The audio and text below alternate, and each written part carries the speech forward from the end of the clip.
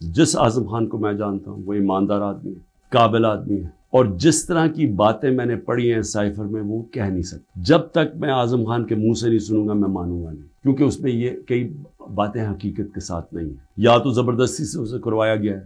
Cipher میں دو مین چیزیں ہیں، باقی تو اور بھی چھوٹی موٹی چیزیں ہیں۔ سب سے بڑی چیز لکھی ہوتی ہے کہ جی عمران خان کو آپ نے عدم اعتماد کی ووٹ میں پاکستان کے پرائم منسٹرشپ سے ہٹانا ہے، اور ایک اور چیز لکھی ہوتی ہے کہ عمران خان نے اکیلا فیصلہ کیا کہ روس جانے کا۔ آپ کو پتہ ہے روس اور تب تک جنگ شروع ہو چکی تھی روس کی یوکرین میں، تو عمران نے اکیلے نے فیصلہ کیا، جبکہ اسد مجید ہمارے ایمبیسڈر کہہ رہے ہیں کہ نہیں، عمران خان نے اکیلا فیصلہ نہیں کیا، یہ سب سٹیک ہولڈرز نے مل کے فیصلہ کیا۔ اسد مجید، سلام کرتا ہوں میں اپنے ایمبیسڈر کو، وہ کہتا ہے اس کے بعد جو مجھے میسج کہ ان کے خلاف آپ کو پروٹیسٹ کرنا چاہیے، ڈیمارش کرنا چاہیے، کہ اس نے بڑی غلط زبان استعمال کی ہے، غیرت مند ڈپلومیٹ ہمارا۔ لیکن وہ غیرت یہاں نہیں جاگتی جب وہ یہاں پہنچتا ہے۔ جب میں یہ دیکھتا ہوں کہ یہ کہہ رہا ہے ایک ایمبیسڈر کو کہ اپنے پرائم منسٹر کو آپ نے ہٹانا ہے، تو پھر میں دیکھتا ہوں کہ یہ میرے لیے تو نہیں ہے، ایمبیسڈر تو مجھے جواب دے ہے، تو مجھے کون ہٹا سکتا ہے؟ پاکستان میں مجھے کون ہٹا سکتا تھا؟ ایک ہی آدمی، جنرل باجوہ۔ سائفر تو جنرل باجوہ کے لیے اس نے بھیجا ہے۔ مجھے خبریں آتی رہتی تھیں کہ جناب فیصلہ ہو گیا آپ کی گورنمنٹ ہٹانے کو، مجھے رپورٹ آ رہی رہتی، آئی بی والے مجھے آ کے بتاتے تھے کہ جی دیکھیں شہباز شریف کی خفیہ میٹنگز ہو رہی ہیں، بیچ میں ان کے لوگ پڑے ہوئے ہیں، جنرل باجوہ کی کوئی فادر ان لا ان کے گھر میٹنگز ہو رہی ہیں، یہ ساری مجھے خبریں آ رہی تھیں۔ لندن کسی کو بھجوایا جا رہا ہے، تو میں مانتا نہیں تھا۔ میں جنرل باجوہ کو جب ملتا تو وہ کہتے تھے ہو ہی نہیں سکتا، ہم تو کنٹینیوٹی چاہتے ہیں۔ کون پرائم منسٹر کو ہٹا سکتا ہے سوائے ایک آدمی کے جس کے پاس پاور ہے؟ پاکستان میں پاور ادھر ہی ہے، سپر کنگ ہے، سب پوچھنے والا کوئی نہیں ہے، لیکن پاور ہی پاور ہے۔ اس کے بعد اگلے دن عدم اعتماد اسمبلی میں ٹیبل ہو جاتی ہے، اور ایک دم ہمارے لوگ ہلنا شروع ہو جاتے ہیں، اور پھر ہمارے اتحادی وہ بھی ایک دم ہمارے سے خوش نہیں ہوتے۔ لیکن یہ یاد رکھیں کہ یہ ٹائم کون سا تھا؟ یہ وہ ٹائم تھا جب پاکستان کی اکانومی 17 سال میں سب سے بہتر امپروو کر رہی تھی۔ مجھے پاکستانی ہوتے ہوئے میں آپ کو سچ بتانا چاہتا ہوں، مجھے شرم آئی کہ اس کی جرت کیسے ہوئی کسی چھوٹے ایک آفیشل کی کہ جو ہمیں اتنی بڑی دھمکی دے دے اور ایمبیسڈر کے ذریعے میسج بھجوائے کہ پرائم منسٹر کو ہٹا دو۔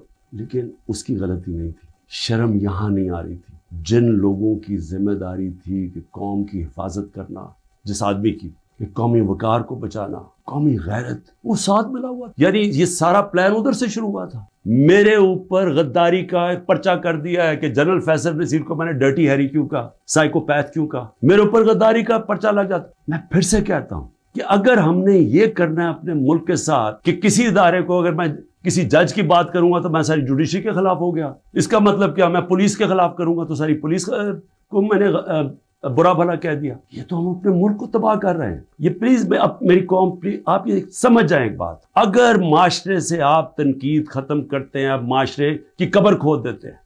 چیف جسٹس صاحب کو میں نے وہ سائفر بھیجا کہ جی اس کے اوپر انکوائری کروائے ہیں، نیشنل سیکیورٹی کاؤنسل کے سامنے رکھا، نیشنل سیکیورٹی کاؤنسل کے سامنے 30 مارچ کو میں نے رکھا کہ جی یہ ہے، سارے آرمی چیفز بیٹھے ہوئے تھے، سروس چیفز بیٹھے ہوئے تھے، سب کے سامنے رکھا کہ یہ اس نے لکھا ہے، اور آپ کا ایمبیسڈر کہہ رہا ہے کہ ان کو پروٹیسٹ کرو، کہ یہ کسی کی جرت نہیں ہونی چاہیے اس طرح کا، کسی بھی ایک ملک کو، آزاد ملک کو اس طرح کا زبان استعمال کرنی۔ انہوں نے کہا جی ہاں مداخلت تو ہوئی ہے، تنقید کی، امریکہ کو پروٹیسٹ بھی کیا نیشنل سیکیورٹی کاؤنسل نے 30 مارچ کو۔ میں حیران ہو گیا کہ صرف جی ہم ڈیمارش کرتے ہیں، آپ انکوائری کرنی چاہیے تھی، پوچھنا چاہیے تھا، لکھنا چاہیے تھا کہ اس نے کیوں یہ کہا۔ اور انکوائری جب ہونی تھی تو ایک آدمی نے سامنے آ جانا تھا، جنرل باجوہ نے۔ مسلسل یہ جناب ان کی میٹنگز ہوتی تھی، ان کی وہ چارج افیئر سے ملتے تھے۔ کیا ISI کو نہیں پتا تھا کہ پچھلے 3 مہینے کے اندر ہمارے پارلیمنٹیرینز، ہمارے PTI کے بیک بینچرز اور یہ اپوزیشن لیڈر سے بار بار امریکن ایمبیسی میں جا رہے تھے۔ ارشد شریف نے پورا پروگرام کیا، بتایا کہ کون سے دن کون سے لوگ گئے۔ راجہ ریاض کا بتایا گیا، کیا راجہ ریاض میں فورن پالیسی ڈسکس کرنے گیا تھا؟ جو سب سے پہلے بھاگے وہ امریکن ایمبیسی جا رہے تھے، کیا ان کو نہیں پتا تھا؟ اس کے حصہ تھے، سازش ہو رہی تھی کسی طرح عمران خان کو راستے سے ہٹایا جائے۔ امریکہ کی ایک بات سمجھ ہے، امریکہ جو ہے وہ اپنے مفاد کے لیے فیصلے کرتا ہے، وہ دوستیاں نہیں نبھاتا۔ امریکہ اپنے انٹرسٹ کو پروٹیکٹ کرتا ہے۔ ہمارا کام ہے ہم اپنے انٹرسٹ پروٹیکٹ کریں. سائفر پہ کیا لکھا کہ عمران خان خود روس گیا ہے. میں عمران خان نے خود روس کیوں جانا تھا؟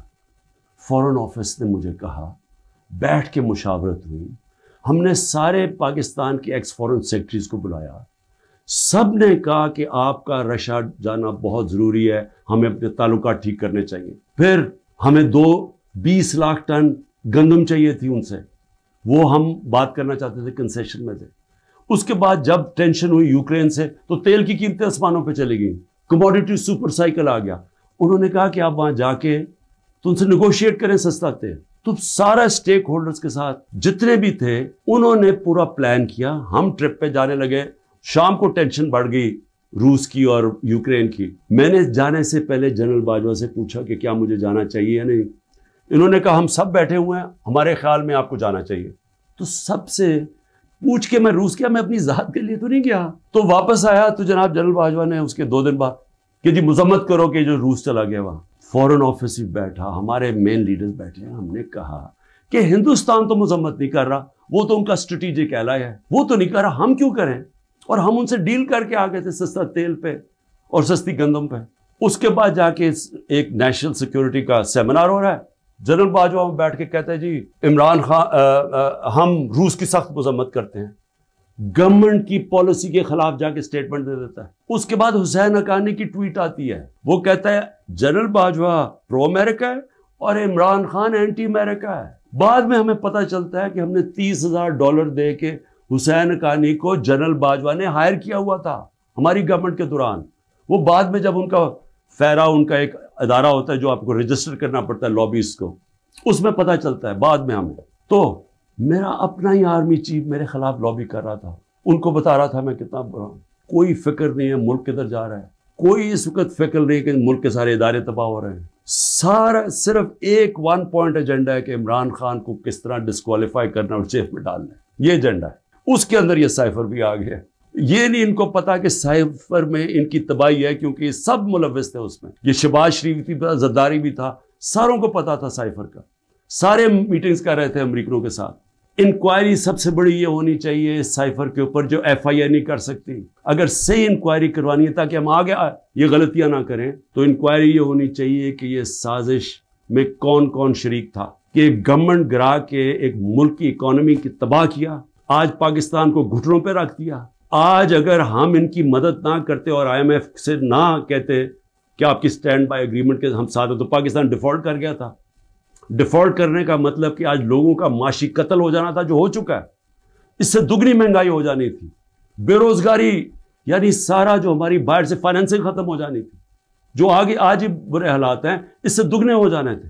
ساری دنیا میں خبر دیکھا کہ مجھے ایک مجرم کی طرح پکڑ کے لے کے جا رہے ہیں, تو میرے اوپر 30 کیس ہو جاتے ہیں. جب میں 4 دن بند ہوتا ہوں اندر, جب جیل کے اندر, تو 30 کیس میرے اوپر ہو جاتا ہے کہ جی میری وجہ سے وہ جو رد عمل آیا. اور رد عمل نہیں آنا تھا کہ جب آپ ناانصافی کرتے ہیں, جو سپریم کورٹ کہتا ہے ناانصافی ہے, وہ جو بچارے نکلتے ہیں پرامن مظاہرے کرنے کے لیے جو 27 سال سے ہم نے کیے ہیں, ان کے اوپر گولیاں چلاتے ہیں.